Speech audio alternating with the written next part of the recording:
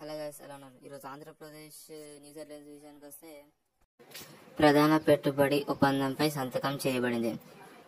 ఎన్ చంద్రబాబు నాయుడు నేతృత్వంలోని రాష్ట్ర ప్రభుత్వం హిందూజా గ్రూప్తో 20,000 కోట్ల రూపాయలకు విద్యుత్ ఉత్పత్తి, పునరుత్పాదక శక్తి, విద్యుత్ మొబిలిటీకి సంబంధించిన ఒప్పందాన్ని కుదుర్చుకుంది.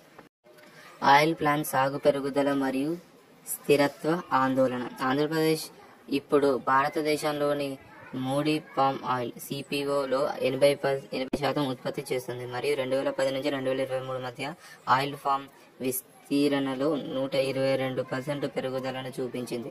కానీ పంటలో నీరు ఎక్కువగా ఉంది. డిమాండ్ స్థిరత్వ సమస్యలను సిఐఐ పెట్టుబడి సదస్సు తయారీ 410 అవగాహన ఒప్పందాలు, పెద్ద ఉద్యోగ ప్రయత్నం రాబోయే భారత పరిశ్రమల సమాఖ్య సిఐఐ భాగస్వామ్య సదస్సు ముందు రాష్ట్ర 9.8 లక్షల కోట్ల విలువైన 410 అవగాహన ఒప్పందాలపై సంతకం చేసిన 7.5 లక్షల ఉద్యోగాలు సృష్టించాలని ఆశిస్తోంది. కంటెంట్ వస్తే కొన్ని ఫాలో కొట్టండి గైస్.